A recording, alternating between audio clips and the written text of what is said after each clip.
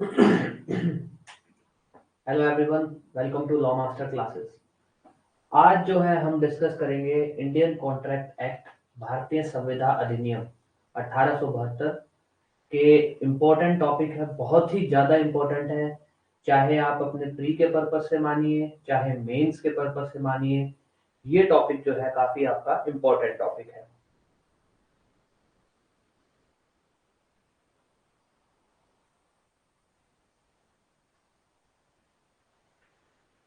Quasi contract, अगर हिंदी में हम इसकी बात करें क्वाजी कॉन्ट्रैक्ट की, तो जो आपका क्वाजी कॉन्ट्रैक्ट है हिंदी में हम इसको बोल सकते हैं अर्ध अनुबंध। अगर हिंदी में इसका बोला जाए तो अर्ध अनुबंध, और अगर प्रॉपर इसका अगर हम हिंदी लीगल टर्म बोले तो है इसका अर्ध संविदा।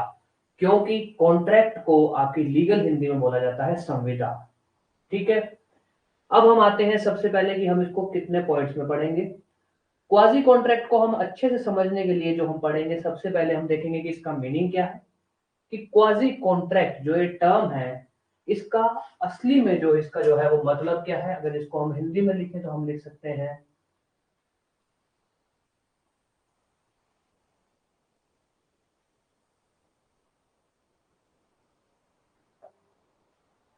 ये आपका है हिंदी में अर्ध अनुबंध। तो हम इसको 3 पॉइंट पे पढ़ेंगे, इसका क्या मतलब है।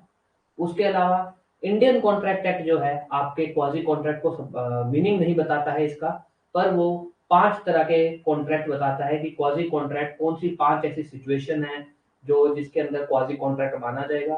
दूसरा, और उसके अलावा जो है क्वाजी कॉन्ट्रैक्ट के हम 2 या 3 लीडिंग केस पे डील करेंगे। तो सबसे पहले हम आते हैं कि क्वाजी कॉन्ट्रैक्ट का मतलब क्या है। क्वाजी कॉन्ट्रैक्ट, ठीक है, क्वाजी और कॉन्ट्रैक्ट दो वर्ड से मिलकर बना है। क्वाजी जो है आपका, ये आपका लैटिन टर्म है। हमारा जो लॉ है वो ज्यादातर हमारा लॉ ग्रीक वर्ड जो है, ग्रीक की जो लैंग्वेज है वहां से डेवलप हुआ है। तो क्वाजी आपका लैटिन टर्म है, कॉन्ट्रैक्ट आपका इंग्लिश का टर्म है। ठीक है। क्वाजी का अगर हम इंग्लिश में मतलब निकालें तो इसका मतलब होता है सिमिलर, हिंदी में बोले तो एक समान। और कॉन्ट्रैक्ट का जो इंग्लिश में मतलब है वो कॉन्ट्रैक्ट ही रहता है, और हिंदी में इसका मतलब हो जाता है आपका अनुबंध, या आप बोल लीजिए संविदा। ठीक है। अब इसका मतलब क्या हुआ, इसका मतलब बनता है क्वाजी कॉन्ट्रैक्ट का कॉन्ट्रैक्ट के समान। इसका अगर हम वर्ड का मतलब निकालें तो ये बनता है, यहां बोल सकते हैं संविदा के समान। ठीक है। तो अगर हम इसके वर्ड का मतलब बोले, क्वाजी कॉन्ट्रैक्ट का मतलब आता है आपका कॉन्ट्रैक्ट के समान, या हिंदी में बोले तो संविदा के समान। अब हम इसके मतलब को डीप में अगर डिटेल में अगर बात करें तो देखिए ऐसा है कि इंडियन कॉन्ट्रैक्ट एक्ट जो है ना, जो कॉन्ट्रैक्ट होता है वो कभी कानून नहीं बनाता है। कानून जो है वो कॉन्ट्रैक्ट नहीं बनाता है, कॉन्ट्रैक्ट जो है पार्टीज करती हैं। आप हैं या मैं हूं, जैसे मान लीजिए कि मैंने घर बेचने का कॉन्ट्रैक्ट किया, मैंने जो है बी एक पर्सन है उसको घर बेचने का कॉन्ट्रैक्ट किया। तो जो घर बेचने का कॉन्ट्रैक्ट है वो मैंने खुद की इच्छा से किया है। उसके अंदर जो कॉन्ट्रैक्ट में आने की जो इंटेंशन थी, जो इच्छा थी, वो मेरी खुद की इच्छा थी। मुझे कानून ने किसी भी तरह से बाध्य नहीं किया कि मैं कॉन्ट्रैक्ट में आऊं, मैं अपना घर बेचूं। तो अगर हम जनरल रूल की बात करें ना, तो जो कॉन्ट्रैक्ट होता है वो पार्टीज अपनी इच्छा से करती है। कोई भी कॉन्ट्रैक्ट कानून द्वारा बाध्य होकर नहीं किया जाता है। पर जो ये जनरल रूल है कि कॉन्ट्रैक्ट हमेशा पार्टी की इच्छा से होता है, इसकी एक बोले तो हम एक क्वाजी कॉन्ट्रैक्ट को हम बोल सकते हैं इसका अपवाद। अपवाद कैसे, कि कानून विधि जो हमारी जो है, जो हम लॉ जो हम पढ़ेंगे, लॉ जो है कुछ ऐसी 5 सिचुएशन, वो गिनती की 5 सिचुएशन बताता है ऐसी, जिसके अंदर पार्टीज की इंटेंशन कहीं से भी नहीं होती है कॉन्ट्रैक्ट में आने की, पर स्थिति या पार्टीज में ट्रांजैक्शन या लेन देन पार्टीज में ऐसा हुआ होता है कि लॉ जो है वो ये कहता है कि पार्टीज में कॉन्ट्रैक्ट हो गया है। जो भी वो दोनों पार्टीज होंगी, वो जिस तरह से कॉन्ट्रैक्ट में एक दूसरे की ड्यूटी एक दूसरे के बाध्य हो जाती हैं, वैसा ही वो अब क्वाजी कॉन्ट्रैक्ट में भी होंगी। तो अगर हम इसका मतलब बोले ना तो हम ये कह सकते हैं कि क्वाजी कॉन्ट्रैक्ट क्या होता है, क्वाजी कॉन्ट्रैक्ट वो होता है कि पार्टीज जो होती है, दो पार्टीज होती हैं कॉन्ट्रैक्ट में, कि जो पार्टीज जो होती है ना दोनों, वो एक दूसरे के लिए बाध्य हो जाती हैं, एक दूसरे के लिए इस प्रकार से ड्यूटीज बाउंड हो जाती हैं कि जैसे उनमें कॉन्ट्रैक्ट हुआ हो, बट एक्चुअली में उनमें आपस में किसी भी तरह का कॉन्ट्रैक्ट नहीं होता है। तो इसका मतलब क्या हुआ? इसका मतलब ये हुआ कि क्वाजी कॉन्ट्रैक्ट वह कॉन्ट्रैक्ट होता है जिस कॉन्ट्रैक्ट को लॉ मानता है कि पार्टीज जो है आपस में एक दूसरे को, जो कॉन्ट्रैक्चुअल रिलेशन, पार्टीज जो है आपस में एक दूसरे को संविदा के अनुसार जो है बाध्य हो चुकी हैं, ये लॉ मानता है। हालांकि असलियत में पार्टीज के बीच में कोई भी कॉन्ट्रैक्ट नहीं हुआ होता है। ये आपका होता है क्वाजी कॉन्ट्रैक्ट। क्वाजी कॉन्ट्रैक्ट क्या हुआ कि मतलब पार्टीज ने कॉन्ट्रैक्ट नहीं किया है, पर कानून मानता है कि पार्टीज के बीच में कॉन्ट्रैक्ट हो गया हो, इसलिए उसको नाम दिया गया है क्वाजी कॉन्ट्रैक्ट।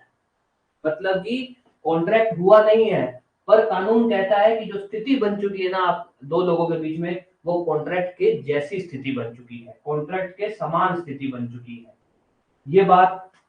ये जो हम बात कर रहे हैं कि कॉन्ट्रैक्ट के समान, ये किसने बोली है? ये आपके, चाहे तो आप लिख लीजिएगा, अगर आपके कभी भी पेपर में पूछा जाए तो आप सालमन का नाम लिख लीजिएगा। उन्होंने क्वाजी कॉन्ट्रैक्ट के बारे में ये बात बोली है कि क्वाजी कॉन्ट्रैक्ट वो कॉन्ट्रैक्ट होता है जो कानून द्वारा स्थापित माना जाता है। कानून ये मानता है कि आप दो पार्टीज के बीच में जो कॉन्ट्रैक्ट जैसा जो रिलेशन है वो हो चुका है, हालांकि पार्टीज में जो है आपस में असली में कोई कॉन्ट्रैक्ट नहीं होता है। सालमन लिख दीजिएगा, चाहे आप ये नाम लिख दीजिएगा डॉक्टर जेंक्स। ये दो लोग हैं जिन्होंने क्वाजी कॉन्ट्रैक्ट को इस तरह से बताया कि क्वाजी कॉन्ट्रैक्ट जो है उसका मतलब है कॉन्ट्रैक्ट के समान। पार्टीज में आपस में ऐसी स्थिति हो जाती है, ऐसा लेन देन होता है कि दोनों पार्टी एक दूसरे को कॉन्ट्रैक्ट की तरह ही एक दूसरे को बाध्य हो जाती हैं। हालांकि पार्टीज में आपस में किसी भी तरह का कॉन्ट्रैक्ट नहीं होता है। एक छोटा सा एग्जांपल हम ले लेते हैं। एग्जांपल जैसे कि हम लोग अमेजन, फ्लिपकार्ट सब लोग यूज करते हैं। आपके घर पे कोरियर वाला लड़का आया, उसने कोई सामान डिलीवर करा दे दिया आपके घर पे, ये कह के कि जी जो भी आपका नाम है, मान लीजिए आपका सबका हम एक यूनिवर्सल नाम ले लेते हैं, आप सबका यूनिवर्सल नाम हम लिख देते हैं एच। वो ये कहता है कि सर एच ने जो है ऑर्डर मंगाया है और ये मैं डिलीवर कर रहा हूँ। आपके घर वालों को लगा ठीक है भाई एच ने मंगाया होगा, और उसने आपके घर वालों ने भी रख लिया। अब बात ये होती है कि हाँ ठीक है, आपके घर वालों ने वो सामान रख लिया। अब बात ये हुई कि डिलीवरी वाला जो है, असलियत ये निकली कि डिलीवरी वाला आपको गलती से वो सामान दे गया। नाम आपका ही था, नाम किसी और का था, आपके जैसा ही नाम था किसी और का, और एड्रेस वो गलत पड़ गया और वो आपको गलती से आपके घर सामान छोड़ गया। अब आप ये कहेंगे कि भैया मेरी थोड़ी कोई गलती है, सामान तुम छोड़ के गए हो, तुम्हारी जिम्मेवारी, मैं तो सामान वापस नहीं देता। आपने कहा कि मैं तो सामान वापस नहीं देता, ये गलती आपने की है, मैं सामान नहीं दूंगा। जी नहीं, ये ऐसी स्थिति नहीं हो सकती है। क्यों नहीं हो सकती है? क्वाजी कॉन्ट्रैक्ट लगेगा इसमें। मानते हैं कि आप दोनों में कॉन्ट्रैक्ट नहीं हुआ, ना आपने सामान मंगाया कि आपको पैसा देना पड़ेगा, ना उसने आपको ये कह के सामान दिया कि भैया आपने सामान मंगाया है, ऐसा कुछ उसने नहीं पूछा। मानते हैं कि आपस में आप दोनों के कोई कॉन्ट्रैक्ट नहीं हुआ, ये मानते हैं। पर कानून का कोजी कॉन्ट्रैक्ट, आपका जो इंडियन कॉन्ट्रैक्ट एक्ट है उसका कोजी कॉन्ट्रैक्ट लगेगा। जो हम 5 तरह के अभी जो हम काइंड्स पढ़ेंगे, उसमें हम एक तरीका पढ़ेंगे जो एक काइंड है जिसमें ये कहा गया है कि अगर कोई भी व्यक्ति आपको गलती से कोई भी सामान डिलीवर कर देता है, तो आपको वो सामान या तो उसको वापस दीजिए, या फिर उस सामान जितना उसको पैसा दीजिए, उस सामान की जो कीमत है उसका उसको पैसा दीजिए। तो क्वाजी कॉन्ट्रैक्ट का एग्जांपल ये हमारा हम एक एग्जांपल से समझ गए कि क्वाजी कॉन्ट्रैक्ट में क्या हुआ, कोरियर बॉय आपको गलती से सामान दे गया, आप दोनों में आपस में कोई कॉन्ट्रैक्ट नहीं हुआ, ना आपने सामान मंगवाया, ना वो आपको सामान देने के लिए आया था, पर वो गलती से आपको सामान दे गया। ठीक है, आपने कहा भैया मैं तो कोई पैसा नहीं देता क्योंकि मैंने थोड़ी सामान मंगाया, जिसने सामान मंगाया उससे लो, मैंने तो नहीं मंगवाया, तुम गलती से छोड़ गए तो तुम्हारी गलती है। जी नहीं, मानते हैं आपस में कॉन्ट्रैक्ट नहीं हुआ, पर इंडियन कॉन्ट्रैक्ट एक्ट का क्वाजी कॉन्ट्रैक्ट यहाँ लगेगा। क्वाजी कॉन्ट्रैक्ट का जैसे ही आप एक काइंड, अभी अभी हम जब काइंड पढ़ेंगे तो उसमें एक क्वाजी कॉन्ट्रैक्ट कहता है कि अगर कोई भी व्यक्ति आपको गलती से कोई भी सामान डिलीवर कर देता है, तो ये आपकी ड्यूटी बनती है कि आप या तो उस सामान को वापस दीजिए या फिर उस सामान जितना पैसा उसको दीजिए। तो ये यहाँ पे आपकी क्या बनती है, आपकी बनती है क्वाजी कॉन्ट्रेक्चुअल ऑब्लिगेशन, मतलब कि संविदा या अनुबंध के समान आपका यहाँ पे ड्यूटी बनती है, आपका कर्तव्य बनता है। तो ये है आपका क्वाजी कॉन्ट्रैक्ट। ये रहा आपका क्वाजी कॉन्ट्रैक्ट का मतलब हम इसका समझ चुके हैं। क्वाजी कॉन्ट्रैक्ट होता क्या है, कॉन्ट्रैक्ट के समान स्थिति बनती है। कानून जो है, लॉ द्वारा ये माना जाता है कि कुछ ऐसी ट्रांजैक्शन होती हैं, कुछ ऐसा लेन देन होता है जिसके अंदर पार्टीज जो हैं एक दूसरे को कॉन्ट्रैक्ट के समान ही बाध्य हो जाती हैं। हालांकि पार्टीज में आपस में किसी भी तरह का कोई भी कॉन्ट्रैक्ट नहीं होता है। ये हुआ आपका मीनिंग। अब हम आते हैं काइंड्स पे कि क्वाजी कॉन्ट्रैक्ट कितनी तरह के होते हैं। देखिए, चाहे आप इसको काइंड्स बोल लीजिएगा, चाहे आप इसको एग्जाम्पल बोल लीजिएगा, इंडियन कॉन्ट्रैक्ट एक्ट जो है ना आपका, वो क्वाजी कॉन्ट्रैक्ट नहीं डिफाइन करता है। वो क्वाजी कॉन्ट्रैक्ट के बारे में डील करता है सेक्शन 68 से 72 के अंदर, और वहां पे वो सिर्फ आपको 5 तरह के क्वाजी कॉन्ट्रैक्ट बताता है कि भाई कब कब कौन कौन सी स्थिति के अंदर क्वाजी कॉन्ट्रैक्ट हो जाएगा। और वो कहां से कहां तक है, सेक्शन 68 से 72। तो 68 से 72 में 5 सेक्शन आते हैं। तो उसी हिसाब से हम बोलेंगे कि 5 तरह की सिचुएशन है जिसके अंदर इंडियन कॉन्ट्रैक्ट एक्ट ये बोलता है कि भाई क्वाजी कॉन्ट्रैक्ट होता है। तो काइंड्स की बात करें तो काइंड्स कितने हुए, 5। चाहे तो आप उसको एज एन एग्जाम्पल देख लेना। तो 5 जो होते हैं वो अभी हम लिखेंगे पहले, ठीक है, कि वो 5 कौन कौन से हैं।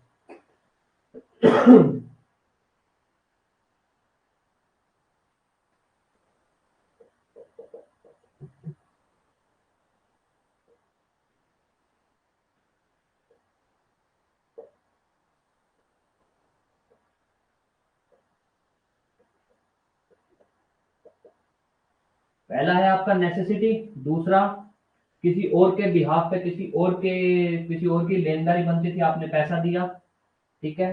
तीसरा आपका आ गया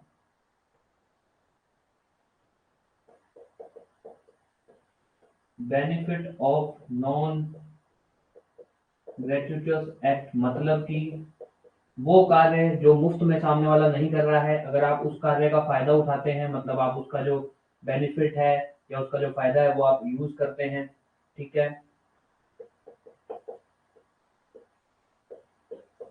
किसी भी तरह के कोई सामान का जो खोजी है उसका भी एक तरह से क्वाजी कॉन्ट्रैक्ट बनता है सामान के ओनर के साथ।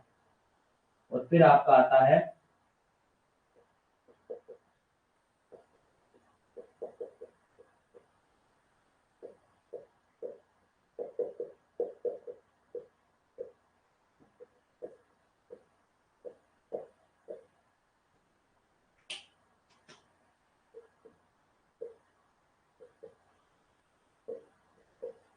5 हमारे एग्जाम्पल हैं।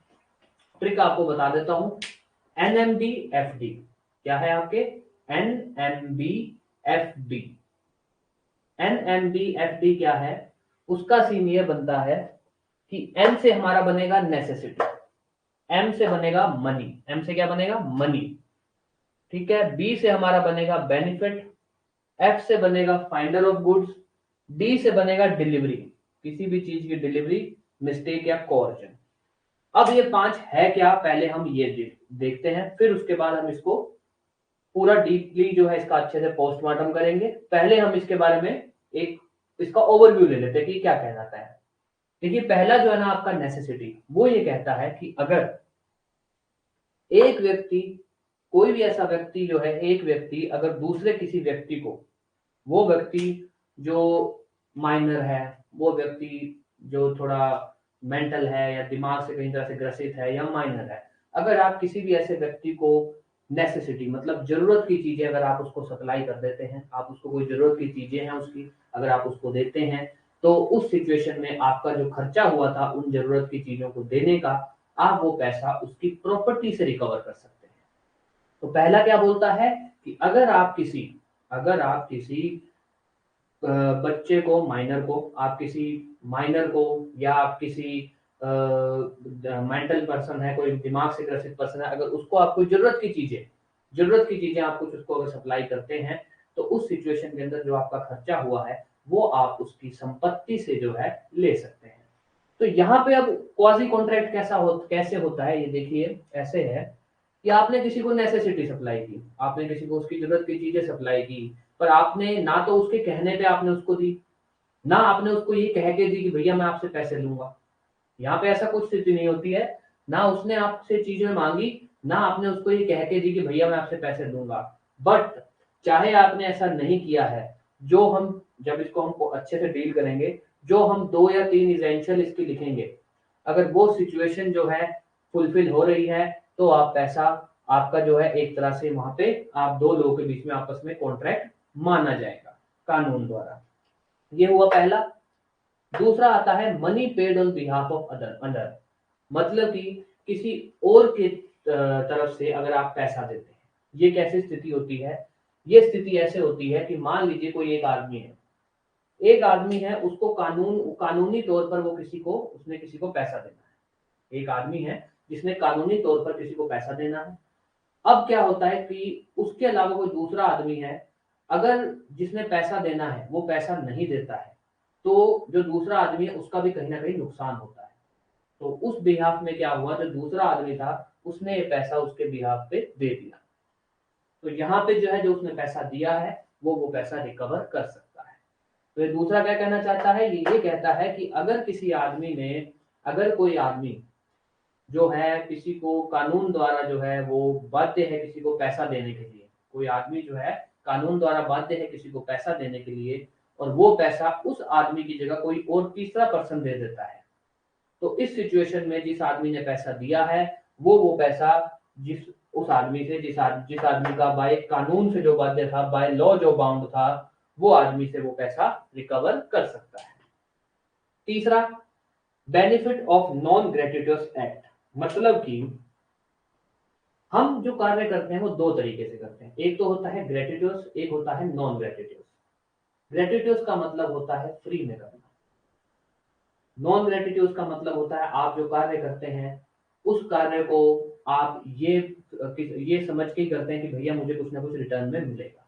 ग्रेटिट्यूड होता है मुफ्त में करना, मुफ्त में कोई भी कार्य करते हैं उसको हम बोलते हैं ग्रेटिट्यूड।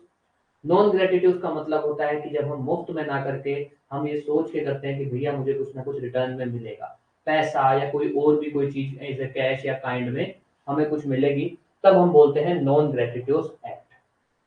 अब यहाँ ये क्या कहना चाहता है, ये कहना चाहता है कि अगर कोई भी एक आदमी किसी दूसरे आदमी के लिए कोई कार्य करता है, कोई भी किसी भी तरह का कोई एक्ट करता है, और उसका इंटेंशन वहां पे ग्रेटिट्यूड नहीं होता है, मतलब उसका इंटेंशन वहां मुफ्त में करने का कहीं भी नहीं होता है, तो अगर जो दूसरा आदमी है जिसके लिए उसने कार्य किया, वो अगर उस कार्य का फायदा उठाता है, उसका जो है एक तरह से इंजॉयमेंट करता है, तो आपको उसको उस कार्य का पैसा देना पड़ेगा, जो भी उसका खर्चा लगा है वो आपको यहाँ देना पड़ेगा। अब हम आते हैं finder of goods. Finder of goods का मतलब होता है खोजी, आपको कोई चीज वस्तु मिली, आप सड़क पे जा रहे थे तो आप भी बन गए फाइंडर ऑफ गुड्स। ये यहाँ ये कहता है कि फाइंडर ऑफ गुड्स की एक तरह से, फाइंडर ऑफ गुड्स जो खोजी होता है, जिसको कोई चीज खोज करता होता है, जो उसका जो सामान का उस वस्तु का जो असली मालिक है उसके साथ एक तरह से अपने आप कॉन्ट्रेक्चुअल रिलेशन बन जाता है, उसके साथ आपस में एक तरह से अनुबंध हो जाता है। क्या हो जाता है कि जो फाइंडर ऑफ गुड्स है उसकी कुछ ड्यूटीज बन जाती हैं, कुछ ड्यूटीज बन जाती हैं। वो क्या ड्यूटीज बन जाती हैं वो हम जब इसको डिटेल में डील करेंगे तब हम बात करेंगे। तो फाइंडर ऑफ गुड्स के बारे में क्या है कि अगर कोई खोज करता है तो उसकी और जो उस वस्तु का जो असली मालिक है उन दोनों के बीच में अपने आप जैसी वो खोजकर्ता को वो चीज मिलती है, उसकी और उस वस्तु के मालिक के बीच में अपने आप एक कॉन्ट्रेक्चुअल रिलेशन बन जाता है और अनुबंध हो जाता है, और उस अनुबंध के अनुसार जो खोज करता है उसके ऊपर कुछ ड्यूटीज, कुछ जो है कर्तव्य बन जाते हैं उसके। तो ये है फाइंडर ऑफ गुड्स के बारे में। पांचवा, थिंग डिलीवर्ड बाय मिस्टेक या कोर्जन। ये कहता है कि अगर आपको कोई भी चीज कोई गलती से डिलीवर हो जाती है, जो हमने अमेजोन फ्लिपकार्ट का एग्जाम्पल पढ़ा था कि आपको कोई भी चीज मान लीजिए गलती से डिलीवर हो गई, या फिर आपको कोर्जन, हिंदी में बोले तो प्रपीड़न, ठीक है, अगर आपको कोई चीज गलती से कोई आदमी डिलीवर करके चला जाता है, तो आपकी ड्यूटी बनती है कि या तो आप उसको वो चीज वापस दें, या फिर आप उसको उस चीज की वस्तु का जो पैसा बनता है या आप उसको वो दें। तो यहाँ पे आपका चीज वो डिलीवर चाहे गलती से हो रही है, पर आपका फिर भी आपका और जो आपको डिलीवरी कर रहा है उन दोनों लोगों का आपस में कॉन्ट्रेक्चुअल रिलेशन अपने आप बन जाता है। ठीक है, तो ये हुए हमारे 5 तरीके के क्वाजी कॉन्ट्रैक्ट, जिसको अब हम डील करेंगे वन बाय वन कि भाई कब जो है क्वाजी कॉन्ट्रैक्ट की स्थिति बनेगी, हर एक नंबर का क्या क्या उसकी इसेंशियल है, कि मतलब क्या क्या कंडीशन फुलफिल होनी चाहिए कि जब हम बोलेंगे कि हाँ भाई सेक्शन 68 लगेगा या नहीं लगेगा, 69 लगेगा या नहीं लगेगा। तो हम सबसे पहला हमारा काइंड ले आते हैं नेसेसिटी का। नेसेसिटी सेक्शन 68 ये कहता है नेसेसिटी कि एक आदमी है जो कॉन्ट्रैक्ट नहीं कर सकता,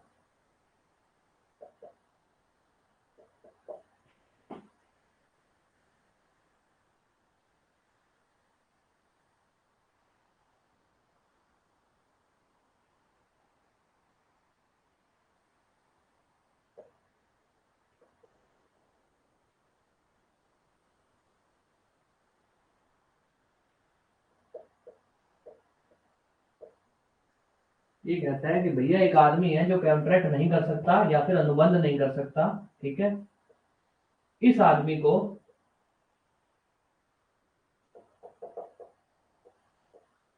नेसेसिटी या बोले तो जरूरत की चीजें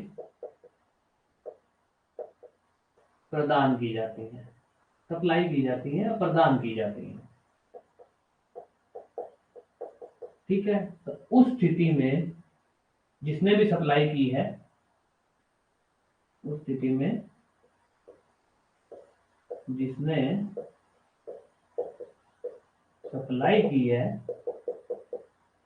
वो इसका खर्चा कहां से ले सकता है?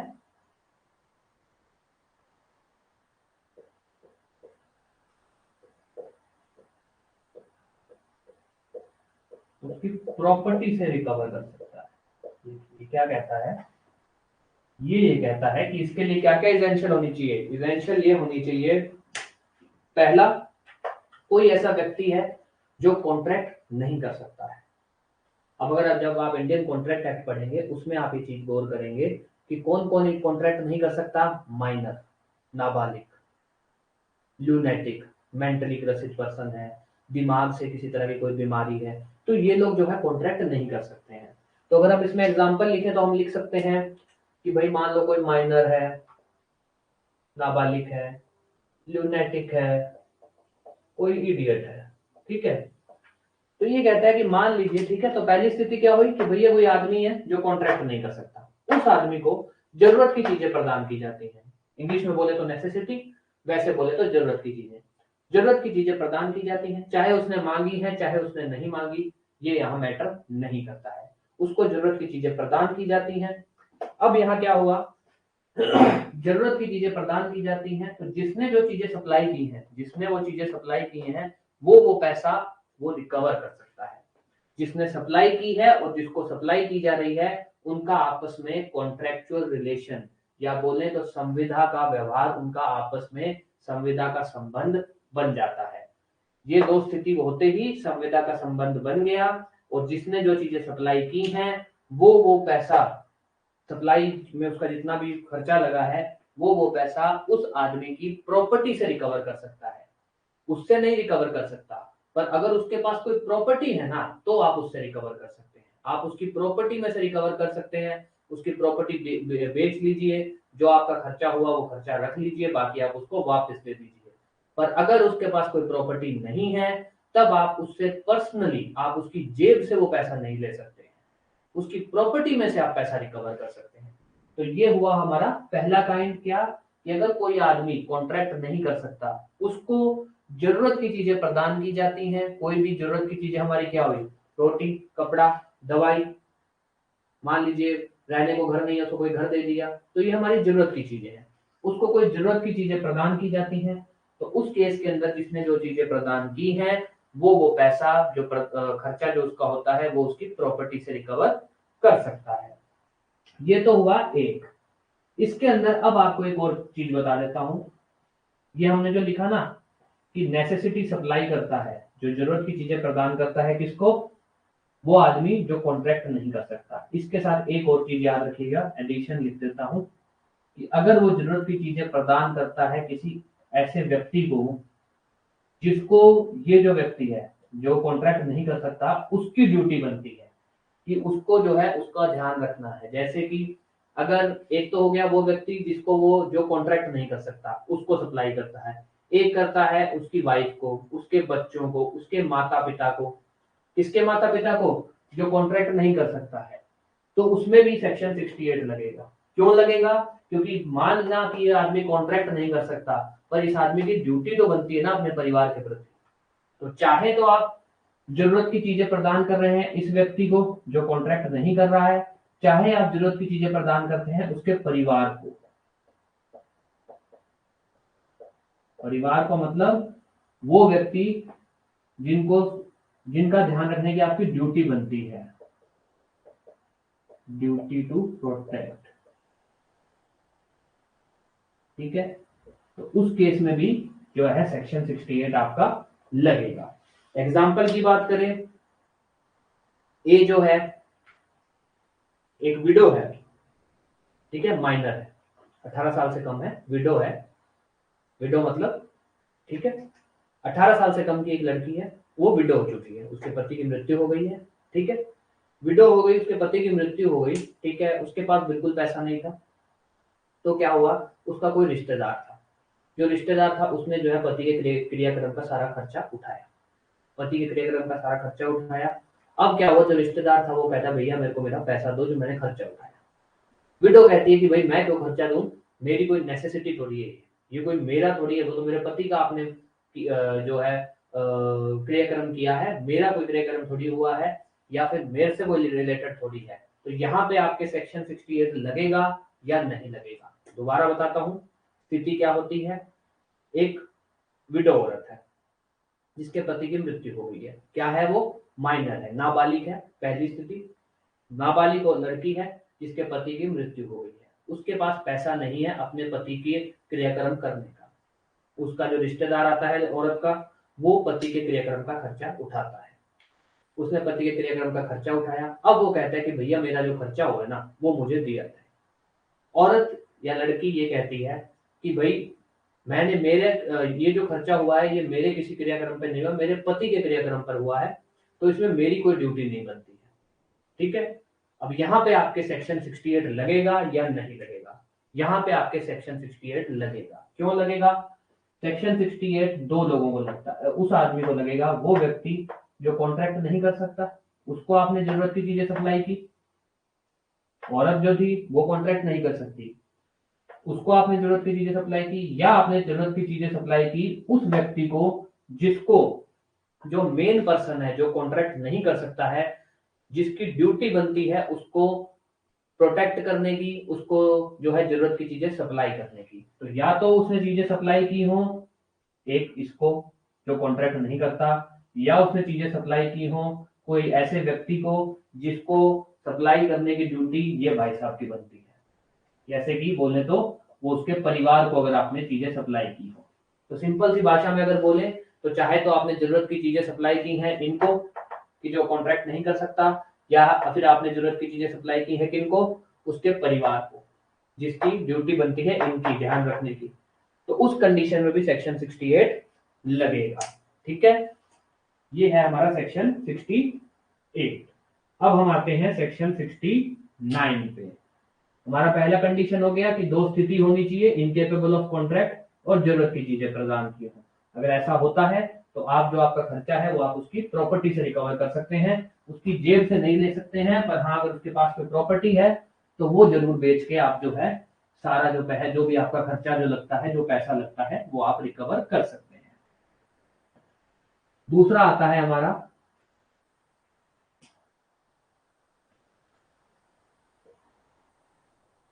Money paid on behalf of other, किसी और के लिए अगर आप पैसा देते हैं तो, सेक्शन 69। ठीक है, ये क्या कहना चाहता है, ये कहना चाहता है कि एक व्यक्ति है,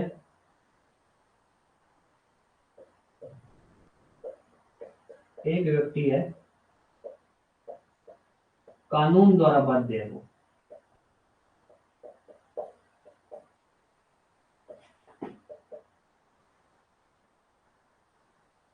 ठीक है, वो कानून द्वारा बाध्य है कि उसने किसी को पैसा देना है, चाहे कानूनी किसी डिपार्टमेंट को देना है या किसी व्यक्ति को देना है। दूसरा, एक व्यक्ति ये है,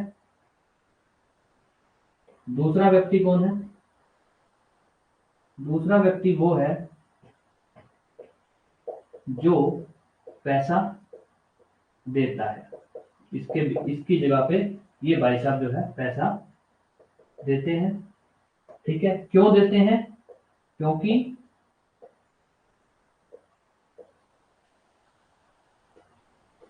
इनका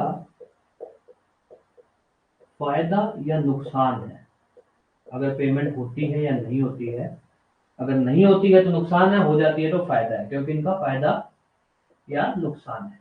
ठीक है, अब स्थिति क्या बनती है, ये जो दूसरा व्यक्ति है ना,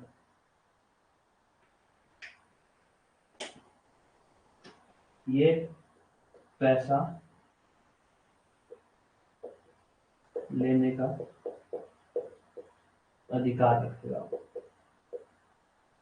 इससे फ्रॉम पहला व्यक्ति। ये क्या कहना चाहता है, ये कहना चाहता है आपका सेक्शन 69 ये कहता है कि देखिए स्थिति ऐसी होती है, एक कोई आदमी है जो कानून द्वारा बाध्य है कि उसे कोई पैसा पे करना है, एक आदमी है जो कानून द्वारा बाध्य है कि उसे कोई पैसा पे करना है। मानते हैं स्थिति ले लेते हैं कि हमारे पास कोई जमीन है, हमें सरकार को उस जमीन का मान लीजिए लैंड रेवेन्यू देना है या उसको कोई किराया या कोई टैक्स लगता है वो देना है। ठीक है, एक व्यक्ति है जो कानून द्वारा बाध्य है। दूसरा व्यक्ति जो है वो उस पैसे की पेमेंट करता है, पहले वाला व्यक्ति नहीं करता है, दूसरा व्यक्ति करता है। और वो क्यों करता है, क्योंकि अगर पैसा नहीं दिया गया तो उसमें उसका भी नुकसान है। तो इस कंडीशन के अंदर अगर दूसरे व्यक्ति ने अगर पेमेंट की है तो वो इस व्यक्ति से पैसा ले सकता है। इनका आपस में एक तरह से ऑटोमेटिक एक कॉन्ट्रैक्ट बन जाता है, हालांकि दोनों ने कॉन्ट्रैक्ट नहीं किया है। आप ना इसके कहने पे इसने पेमेंट की है, ना इसने इसको पेमेंट देते टाइम इसको बोला है कि मैं तेरे से पैसा वापस लूंगा, ऐसा कुछ नहीं हुआ है। पर कानून कॉन्ट्रैक्ट मानता है, कानून कहता है कि दोनों के बीच में आपस में कॉन्ट्रैक्ट हो गया है और ये व्यक्ति जो है इससे अब पैसा रिकवर कर सकता है। एक एग्जांपल लेते हैं फिर दोबारा इसको समझेंगे।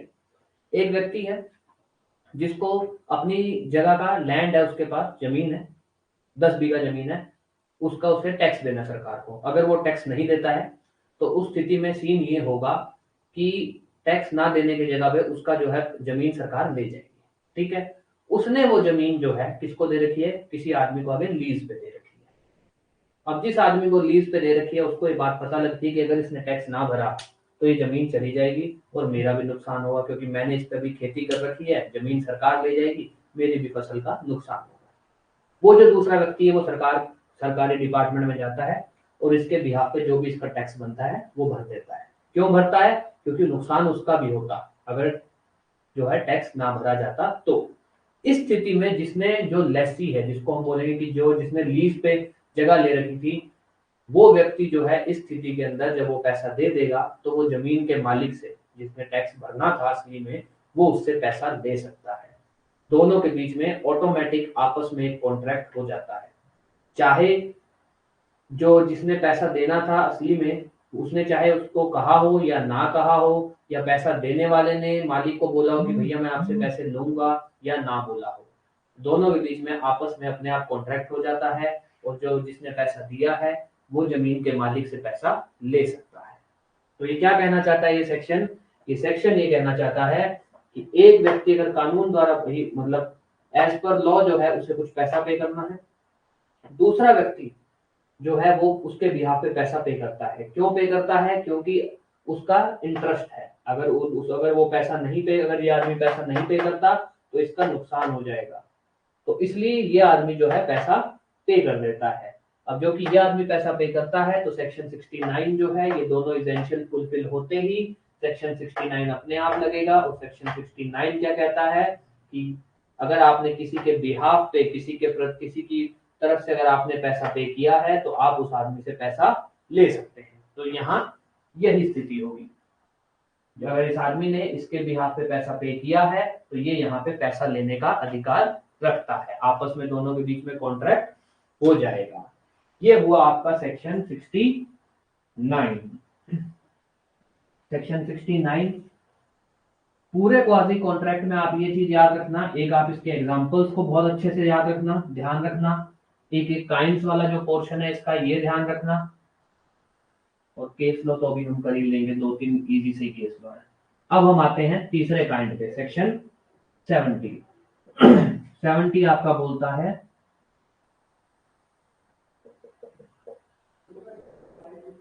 Benefit of non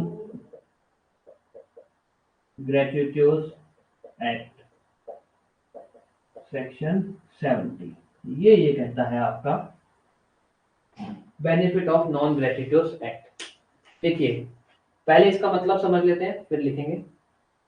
gratuitous act का मतलब होता है वो चीज जो आप किसी के लिए मुफ्त में करते हैं। जब आप ये मानकर करते हैं कि भैया मुझे इस काम करने के एवज में कोई भी पैसा नहीं चाहिए, कोई भी किसी भी तरह का कोई फायदा नहीं, तो होता है ग्रेच्युटोस एक्ट, मुफ्त में करना। नॉन ग्रेच्युटोस का मतलब होता है कि मुफ्त में ना करना।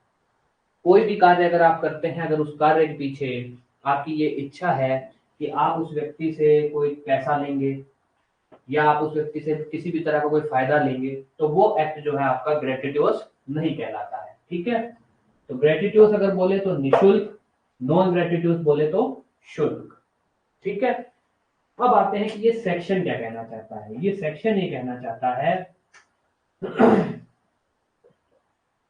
कोई भी आदमी अगर किसी के लिए कोई कार्य करता है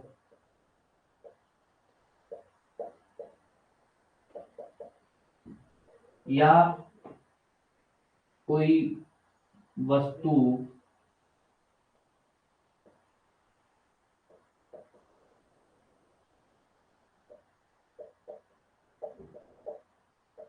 देता है किसी भी आदमी को, इंटेंशन उसकी यहाँ पे क्या होती है? नॉन ग्रेच्युटोस।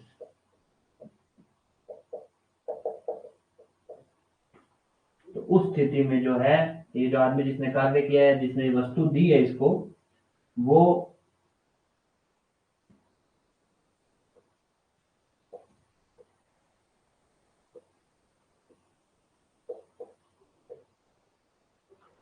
अब ये क्या कहना चाहता है, देखिए ये कहता है कि एक कोई व्यक्ति है, वो दूसरे किसी व्यक्ति के लिए कोई काम करता है या उसको कोई वस्तु चीज देता है, या तो उसके लिए कोई काम करता है या उसको कोई चीज प्रदान करता है। वहां पे जो उसका इंटेंशन है, उसकी जो सोच है, वो कहीं से भी ग्रेच्युटोस नहीं है। मतलब शुल्क फ्री में काम करने की उसकी कहीं भी इंटेंशन नहीं है। उसकी इंटेंशन होती है कि भैया मैं तो पैसा लूंगा, चाहे उसने उसको बोल के बताया हो या ना बताया हो, पर उसके कार्य से या उसकी एक कह सकते हैं कि उसके कार्य से, उसके कंडक्ट से, उसकी हरकतों से लग रहा हो कि उसका इंटेंशन ग्रेच्युटोस नहीं है, फ्री में देने का उसका इंटेंशन नहीं है, उसका इंटेंशन क्या है? नॉन ग्रेच्युटोस है। तो इस केस में ये जो आदमी है, ये जो पहला पर्सन है, जो इस आदमी ने जिस भी व्यक्ति को वो चीज दी है या वस्तु प्रदान की है, जिसके लिए कार्य किया है, वो व्यक्ति या तो अगर वस्तु दी है तो वस्तु वापस कर दे, अगर पैसा नहीं दे सकता तो, या फिर आपको जो भी उसका कार्य और वस्तु के अंदर जो भी उसका खर्चा लगा है, वो आपको उसको पैसा देना पड़ेगा, रीपे करना पड़ेगा। या तो आप उसको, अगर वस्तु उसी स्थिति में पड़ी है तो आप उसको वापस कर दीजिए, अगर नहीं कर सकते हैं, वस्तु है या फिर कार्य है, तो उसमें उसका जितना भी पैसा लगा है, आपको वो पैसा उसको देना पड़ेगा, उसको उसके खर्चे को आपको वापस रीपे करना पड़ेगा। तो ये क्या कहता है? ये कहता है कि अगर कोई भी एक व्यक्ति किसी दूसरे व्यक्ति के लिए कोई कार्य करता है, कोई काम करता है, या फिर उसको कोई वस्तु प्रदान करता है और उस कार्य करने वाले व्यक्ति की या वस्तु प्रदान करने वाले व्यक्ति की जो इंटेंशन है वो इंटेंशन कहीं से भी उसकी इंटेंशन फ्री में करने की नहीं है। इंटेंशन क्या है? नॉन ग्रेटिट्यूअस इंटेंशन है। तो इस स्थिति के अंदर उस व्यक्ति ने जिसके लिए कार्य किया है, ठीक है, ये मैं लिख देता हूं, जिसके लिए कार्य किया है वो व्यक्ति या तो उसको उसका जो खर्चा है, उसको उसका जितना भी उसका खर्चा लगता है इसका काम करने में, या जो वस्तु का जो पैसा है या तो उसको वो पैसा वापस करे, या फिर अगर वस्तु सेम टू सेम स्थिति के अंदर उसको वस्तु वापस कर सकता है तो उसको वो वापस करे, या तो रीपे करे पैसा जो उसका खर्चा हुआ है या फिर उसको रीस्टोर करे। ये आपका आता है सेक्शन 70। क्या क्या इंटेंशन है? कोई व्यक्ति किसी दूसरे व्यक्ति के लिए या तो कोई कार्य करता है, या तो आपने कोई एक्ट किया हो, या आपने उसको कोई चीज डिलीवर की हो, या तो आपने कोई एक्ट किया हो या फिर कोई चीज डिलीवर की हो, ठीक है, और इंटेंशन नॉन ग्रेटिट्यूअस होना चाहिए, ठीक है। तो उसके बाद जिसके लिए भी आपने वो कार्य किया है वो आपको या तो रीपे करेगा या फिर रिस्टोर करेगा। ये हुआ हमारा सेक्शन 70।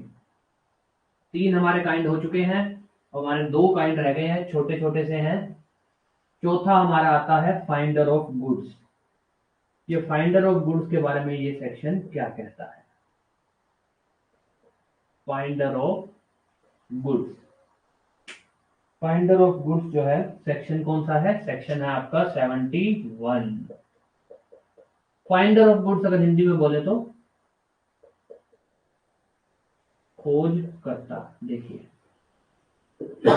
ये कहता है, ये सेक्शन ये कहना चाहता है कि जो खोज करता है ना, कोई भी आदमी को जिसको कोई चीज मिलती है उसकी जो है ना अपने आप जो जो चीज है उसके ट्रू ओनर के साथ, किसके साथ? ट्रू ओनर, उस चीज का जो असली मालिक है, चीज का जो असली मालिक है उसके साथ अपने आप एक कॉन्ट्रेक्चुअल रिलेशन, मतलब कि संविदा का एक संबंध बन जाता है। अब वो कैसे बनता है ये कहना चाहता है कि अगर आपको कोई चीज मिलती है, अगर आपको कोई चीज मिलती है तो आपका इनके साथ जो चीज के जो असली मालिक हैं उनके साथ आपस में एक संबंध बन जाता है। कैसा संबंध बनता है? संबंध जो बनता है वो बनता है बेली का संबंध। इंडियन कॉन्ट्रैक्ट एक्ट के अंदर जब आप हम बेलर बेली पढ़ेंगे उसके अंदर कंसेप्ट आएगा बेली। बेली का संबंध जो होता है किसके साथ? बेलर के साथ। अब बेली बेलर है क्या? देखिए जिस तरह से मोर्टगेज का कंसेप्ट होता है, आपने किसी को जमीन दी तो मोर्टगेज तो इमूवेबल प्रॉपर्टी में लगती है, अचल संपत्ति में, वही लगता है बेली बेलर। आपने किसी को कोई चीज दी, कोई मूवेबल चीज है, मान लीजिए आपने किसी को कोई भी किसी भी तरह का, हाँ आपने मान लीजिए किसी को ये दिया, अपना कोई कपड़ा है, या आपने आपके पास मान लीजिए मोटरसाइकिल है, आपके पास जो बाइक है, आपने क्या किया अपने एक दोस्त को दे दी कि भाई तू यूज कर, कोई बात नहीं, जब तेरा यूज खत्म हो जाए तब तू मेरे को वापस दे देना, ठीक है। आपने उसको दिया कि भाई तू यूज कर, जब तेरा यूज खत्म हो जाए तब तू मेरे को वापस दे देना, ठीक है। उसका मान लीजिए चाहे आप किराया ले रहे हैं या नहीं ले रहे हैं वो आपकी इच्छा है, पैसा ले रहे हैं या नहीं ले रहे वो आपकी इच्छा है। अब जो कि मोटरसाइकिल जो है वो कौन सी संपत्ति है? चल संपत्ति। तो उस केस के अंदर क्या स्थिति बन जाती है? बेलमेंट की। किसकी? बेलमेंट की, ठीक है। बेलमेंट की स्थिति बन जाती है और जो मालिक होता है, जिसने जो चीज दी होती है, जो ट्रांसफरर होता है, जो मालिक होता है वो बन जाता है बेलर, और जिसको चीज दी जाती है वो बन जाता है बेली, ठीक है। ये होता है बेलमेंट का कंसेप्ट। आपके पास बाइक है, आपने अपने दोस्त को दी, उसको कोई काम था मोटरसाइकिल का, आपने उसको वो चीज दे दी, यूज करके मुझे वापस दे देना, तो वो कंसेप्ट बनता है बेलमेंट का। और जो कि आपने जो चीज दी है, आप ट्रांसफरर हैं तो आप बन जाएंगे बेलर, और जो आपका दोस्त है वो बन जाएगा बेली, ठीक है। यही स्थिति बनती है फाइंडर ऑफ गुड्स में, खोजकर्ता में। सेक्शन 71 ये बोलता है कि जो खोज करता है उसका वस्तु या चीज के असल मालिक के साथ जो असली मालिक है इस चीज का, उसके साथ एक तरह से बेलर बेली का रिलेशन बन जाता है।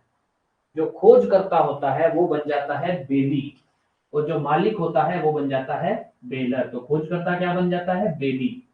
उसकी ड्यूटीज जितनी भी होती हैं बेली की, वो सब ड्यूटीज जो होती हैं वो फाइंडर ऑफ गुड्स की या खोजकर्ता की बन जाती हैं। ड्यूटी क्या है? आप सेक्शन 151, 151, 154 ये सब पढ़ेंगे, तो उसमें जो है आपकी ड्यूटीज बनती है केयर करने की, जो भी आपको वस्तु मिलती है उसका ध्यान रखने की, ठीक है, उस वस्तु को असली मालिक को जो है वापस देने की, ठीक है, असली मालिक को ढूंढने की। तो ये सब आपकी कुछ ड्यूटीज बन जाती है।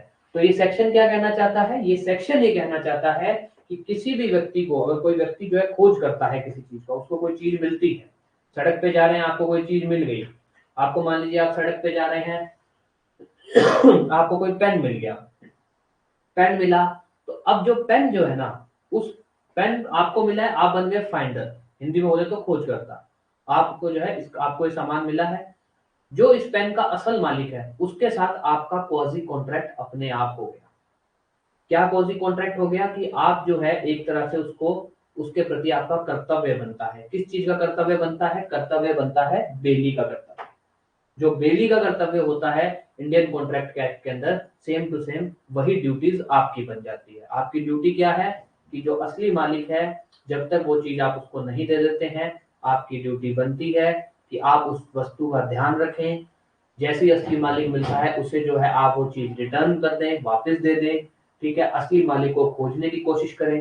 तो ये कुछ आपकी ड्यूटीज बनती है।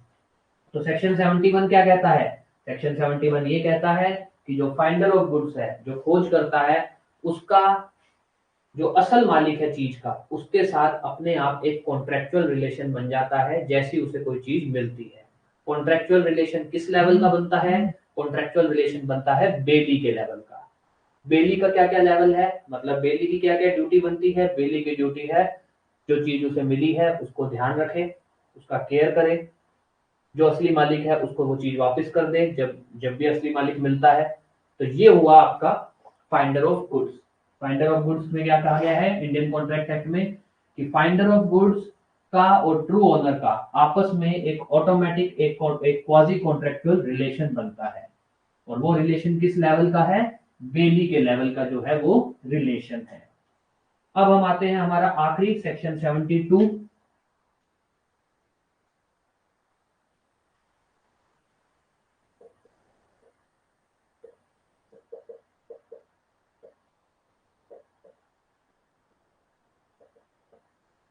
ये जो सेक्शन 72 है, इसके अंदर दो चीजें आती हैं। दो चीजें क्या क्या हैं ये अभी बताते हैं। पहला, आपने किसी को पैसा दिया, मनी पेड, एक, या आपने किसी को चीज डिलीवर की। किसी को आपने या तो चीज वस्तु दी, या आपने मनी किसी को पे कर दिया। कैसे? गलती से, मिस्टेक, या फिर कोर्जन। कोर्जन प्रपीड़न आपका सेक्शन 15 इंडियन कॉन्ट्रैक्ट एक्ट जो है वो कोर्जन को बताता है कि कोर्जन होता क्या है। यहां भी हम लिख दें।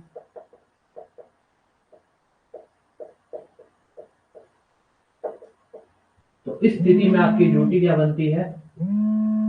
जिसको भी पैसा दिया गया है, या फिर जिसको भी पैसा दिया गया है, या फिर जिसको भी चीज डिलीवर की गई है, उसकी ड्यूटी बनती है कि या तो वो रिटर्न करे उस चीज को, या फिर रीपे करे।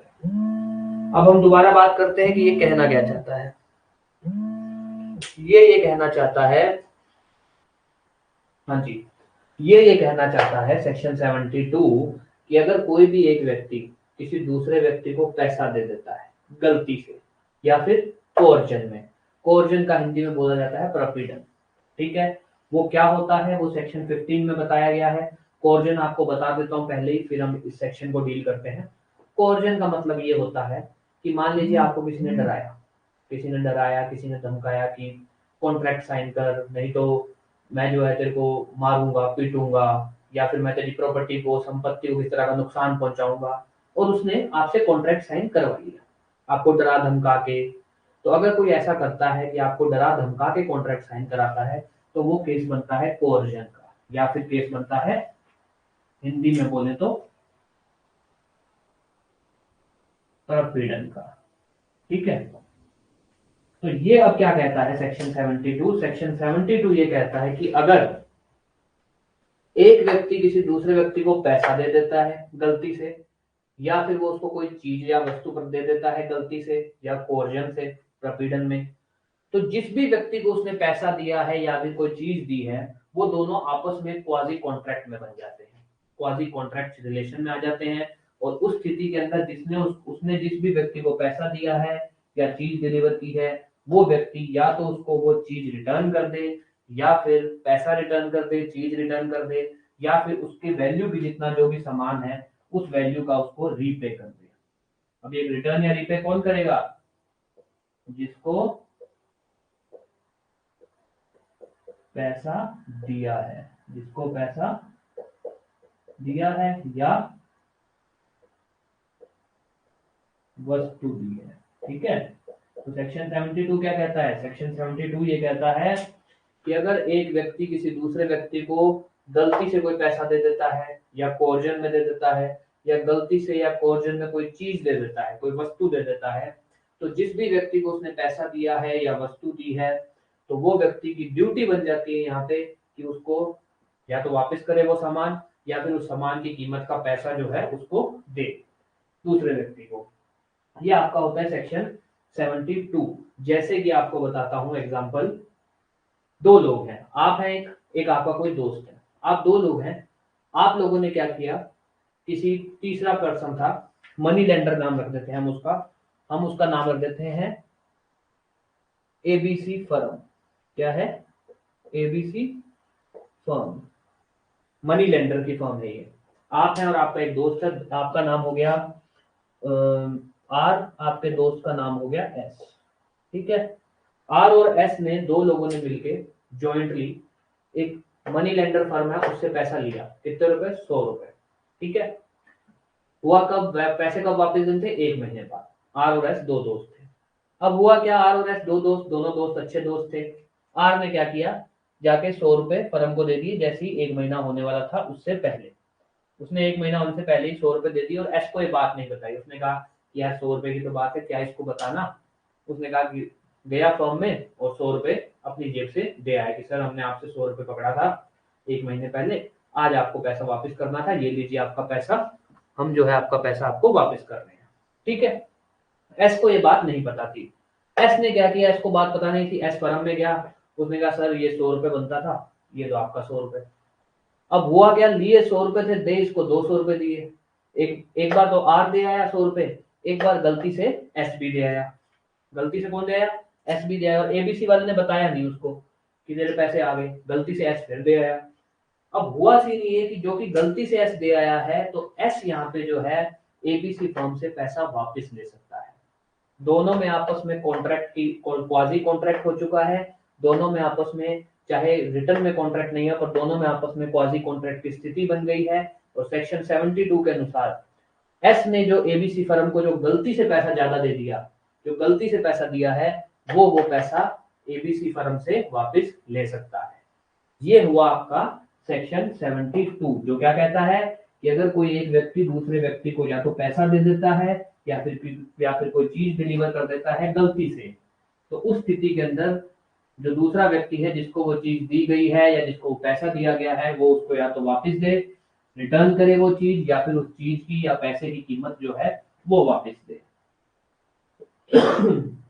यहां हमारा खत्म होता है सेक्शन 72, और इसी के साथ हमारा जो काइंड्स का टॉपिक है, क्वाजी कॉन्ट्रैक्ट काइंड्स का जो टॉपिक है वो खत्म हो जाता है। अब हम आते हैं केस लॉ। अगर केस लॉ की बात करें तो लीडिंग केस लॉ कोई बहुत खास नहीं है क्वाजी कॉन्ट्रैक्ट के अंदर, बट फिर भी क्योंकि क्वाजी कॉन्ट्रैक्ट जो है आपका प्री के पॉइंट से बहुत इंपॉर्टेंट है, मेंस के पॉइंट से बहुत इंपॉर्टेंट है। प्री में अगर आपसे पूछा जाएगा तो आपसे सेक्शन पूछे जा सकते हैं, क्वाजी कॉन्ट्रैक्ट कौन से किस सेक्शन से लेके किस सेक्शन तक डील किया गया है, सेक्शन 68 टू 72। वो किस चैप्टर के नाम से है, वो चैप्टर का नाम याद रखिएगा। जरूरी नहीं है क्वाजी कॉन्ट्रैक्ट के नाम से पूछें, हो सकता है आपसे चैप्टर का नाम पूछ लिया जाए। ठीक है, तो सेक्शन 68 से 72। उसके बाद आपसे प्री में पूछा जा सकता है सेक्शन 68 क्या बोलता है, 69 क्या बोलता है, 70 क्या बोलता है, 71 72 क्या बोलता है। उसके अलावा आपसे एग्जाम्पल पूछा जा सकता है, और ये पूछा जा सकता है कि क्या ये लायबल है, क्या एक वो चीज वापस करनी चाहिए, तो आपको वह एग्जाम्पल पता होने चाहिए। ये है आपके प्री का लेवल क्वाजी कॉन्ट्रैक्ट का। अब आते हैं मेंस। मेंस में जो आपसे पूछा जा सकता है वो आपसे पूछा जाएगा क्वाजी कॉन्ट्रैक्ट पे शॉर्ट नोट लिखिए, ये आ सकता है। आपसे ये पूछा जा सकता है कि काइंड्स ऑफ क्वाजी कॉन्ट्रैक्ट, ये आपसे डायरेक्ट पूछा जा सकता है, जिसमें आपको सेक्शन 68 टू 72 लिखने पड़ेंगे। या आपसे डायरेक्ट एग्जांपल फॉरवर्ड कर दिया, आप पे आपका एग्जांपल लिख दिया, जो आपके डायरेक्ट में एग्जांपल दिए गए हैं क्वाजी कॉन्ट्रैक्ट के, कोई भी एक एग्जांपल लिख दिया जाएगा और ये क्वेश्चन पूछ लिया जाएगा कि मान बताइए इसमें ए जो है क्या उसे वो चीज रिटर्न करनी चाहिए तो कौन से सेक्शन में करनी चाहिए। ये हुआ।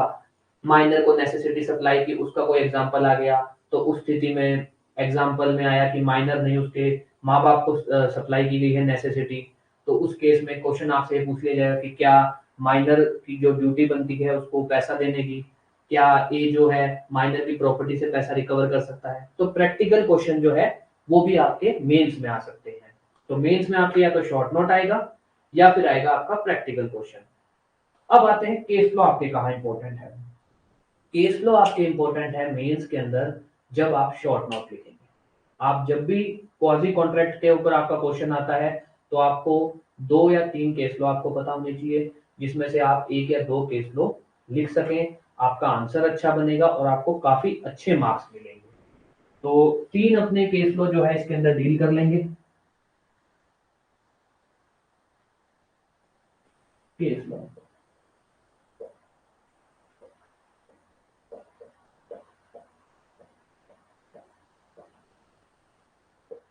एक केस लो हमारा ये हो जाएगा, एक हो जाएगा हमारा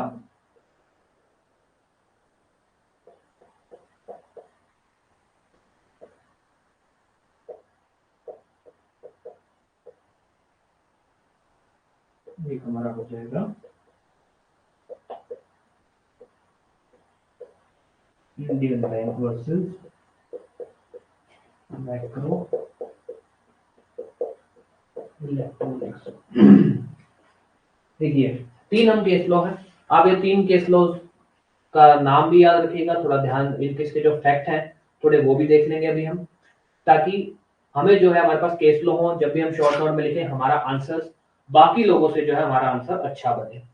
तो पहला केस लो चैपल वर्सेस कूपर सेक्शन 68 का नेसेसिटी सप्लाई करने का है। इसका फैक्ट ये है, इस केस में हुआ ये था कि एक विडो, ठीक है, विडो जो है माइनर है, नाबालिग विडो है, उसके पति की मृत्यु हो गई है, ठीक है, उसके पास पैसा नहीं है अपने पति का क्रियाक्रम कराने का। ठीक है, सीन ये हुआ कि उसके पास पैसा नहीं था अपने पति का क्रियाक्रम कराने का, उसका जो लड़की का कोई रिश्तेदार जो है वो खर्चा उठाता है, उसका क्रियाक्रम का खर्चा सारा जो उसका रिश्तेदार उठाता है। बाद में जो है रिश्तेदार क्लेम करता है कि भैया मेरा जो खर्चा हुआ है मुझे वापस दो। ठीक है, अब यहाँ एक केस बनता है कि इस केस में क्या होता है कि लड़की के पास पैसा नहीं था अपने पति के क्रियाक्रम का खर्चा उठाने का, ठीक है, और उसके पास पैसे था क्रियाक्रम का, उसका रिश्तेदार आके खर्चा उठाता है, बाद में रिश्तेदार जो है अपना पैसा वापस मांगता है। तो यहाँ डिस्प्यूट ये उठता है कि लड़की कहती है कि क्रियाक्रम जो है, जो मेरे पति का क्रियाक्रम है वो मेरी नेसेसिटी में नहीं आता है। एक दूसरा क्वेश्चन उठा कि क्या क्रियाक्रम जो अपने खुद का या अपने रिश्तेदारों का जिनकी हमारी ड्यूटी बनती है उनका ध्यान रखने की, क्या जो क्रियाक्रम है वो जरूरत की चीजों में आता है, क्या उसको नेसेसिटी बोला जाए, और क्रियाक्रम का खर्चा अगर कोई उठाता है तो उसे वो पैसा वापस दिया जाए या नहीं। तो इसके अंदर क्या हुआ, इसके अंदर जो है इंग्लिश केस है, तो इंग्लिश केस के अंदर ये डिसाइड हुआ है कि जो आपका क्रियाक्रम है, चाहे आपका हो चाहे क्रियाक्रम आपके किसी रिश्तेदार मतलब आपके किसी परिवार वाले का हो, जिसका खर्चा उठाने की आपकी ड्यूटी बनती है, तो उस स्थिति के अंदर वो क्रियाक्रम जो है, जो बरियल बरियल बोल सकते हैं आप, या फिर क्रियाक्रम बोल सकते हैं, वो जो है टर्म नेसेसिटी में आता है, जरूरत की चीजों में क्रियाक्रम आता है। उसी के साथ इंग्लिश कोर्ट ने यह भी बोला कि नेसेसिटी जो टर्म है, जो जरूरत की चीज है, वो हर इंसान की अलग अलग है। हो सकता है किसी के लिए गाड़ी जो है, गाड़ी किसी के लिए जरूरत की चीज नहीं है, पर कोई अगर बहुत ही ऊंचे परिवार का है, कोई बहुत ही ऊंचे खानदान का है जो पैदल नहीं चल सकता, तो उसके लिए गाड़ी भी जरूरत की चीज हो जाएगी। अगर उसको कोई गाड़ी जैसी चीज देता है तो उस स्थिति के अंदर वो गाड़ी का भी पैसा ले सकता है। तो जो टर्म है ना नेसेसिटी, वो सिर्फ ही सिर्फ रोटी कपड़ा या मकान तक नहीं है, वो हर इंसान के हिसाब से जो है वो टर्म, जो जरूरत की चीज, जो जरूरतमंद चीज जो है, वो जो टर्म है, उसको हर इंसान के हिसाब से, हर उसके जो स्टेटस है उसकी लाइफ का, उसके हिसाब से उसको अलग अलग आप इंटरप्रेट कर सकते हैं। तो जो नेसेसिटी टर्म है वो कोई यूनिफॉर्म, मतलब कोर्ट ने कहा कि जो नेसेसिटी टर्म है उसका सिर्फ मतलब रोटी कपड़ा मकान तक नहीं है, एक बात। दूसरा बात, क्रियाक्रम को इसके अंदर नेसेसिटी में जोड़ा गया, और यहाँ पे पत्नी जो थी, जो विडो थी, उसकी प्रॉपर्टी से जो है पैसा लिया गया। ये हुआ चैपल वर्सेस कूपर। दूसरा आता है आपका बुकवाफ वर्सेस गुडमैन ब्रदर्स, सेक्शन ये आपका था सेक्शन 69 सेक्शन है। इसमें क्या होता है, ये जो बुकवाफ है ना, ये वेयर हाउस कंपनी है, जो गोदाम की कंपनी है वेयर हाउस। गुडमैन ब्रदर्स एक फर्म है। तो हुआ ये होता है कि गुडमैन ब्रदर्स जो है ना, वो कहीं फॉरेन से कोई सामान मंगवाते हैं, इंपोर्ट करते हैं, और उन्होंने उस पर टैक्स नहीं पे किया होता है। फॉरेन से सामान मंगवाते हैं और उस पर टैक्स नहीं पे किया होता है, और लाके इनके वेयर हाउस में रख देते हैं, किसके, बुकवाफ के वेयर हाउस में। ठीक है, अब सामान मंगाया, टैक्स नहीं पे किया और इनके वेयर हाउस में रख दिया। और जिस समय की बात है, उस समय में कानून ये बोलता था कि भाई जो सामान है ना, उस पे या तो टैक्स ये भरे एक आदमी, या फिर टैक्स ये भरे जिसके वेयर हाउस में रखा है। अब या तो ये टैक्स भरे जिससे सामान मंगाया है, या फिर जिसके वेयर हाउस में रखा है वो टैक्स भरे। अगर ऐसा नहीं होता है तो हम तो पेनल्टी लगाएंगे टैक्स ना भरने की। और किस पे लगेगी पेनल्टी? पेनल्टी लगेगी जिसके पास अभी सामान है, और सामान इनके पास था। अब इस स्थिति में क्या होता है कि जो बुकवा वेयर हाउस वाले हैं वो टैक्स भर देते हैं। वो कहते हैं भाई हमें नहीं, हम क्यों इतना किसी तरह की पेनल्टी लें। उन्होंने टैक्स भर दिया, टैक्स भरा, और उन्होंने जो गुडमैन ब्रदर्स जो फर्म है उसको बोला कि अब हमारा पैसा वापस दो, जो हमारा टैक्स में पैसा लगा है वो हमें वापस दो। तो उस स्थिति के अंदर गुडमैन ब्रदर्स यही कहता है कि भाई तुमने जब टैक्स भरा हमसे पूछ के थोड़ी भरा, अगर हमसे पूछ के भरते तो बताते, अब तब हमसे लेते, हमसे पूछ के थोड़ी भरा, तुमने तो भर दिया बस। तो इस स्थिति में लगा सेक्शन 69 कि अगर ये टैक्स ना भरते तो यहाँ इनका भी नुकसान होता।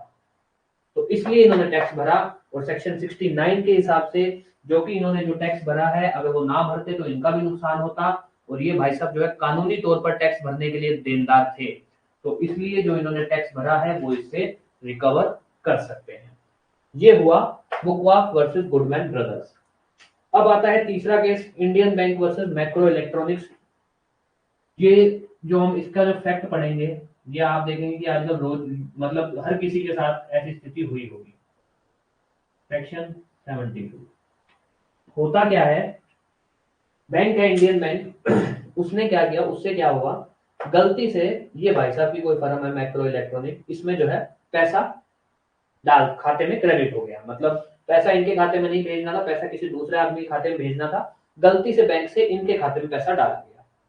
मानते हैं, सपोज करते हैं 1 लाख रुपए इनके खाते में डाला गया। ठीक है, अब गलती से इनके खाते में पैसा डाला गया, इन्होंने क्या किया, वो पैसा निकलवा लिया। वो पैसा निकलवा लिया और बैंक ने कहा इनको कि भैया पैसा वापस दो। बैंक ने इनको क्या कहा कि पैसा वापस दो। ये कहते हैं कि भाई मैंने थोड़ी कहा था तुम मेरे खाते में डालो, तुमने खाते में डाले, तुम्हारी जिम्मेवारी बनती है, मैंने तो पैसा निकाल के यूज कर लिया।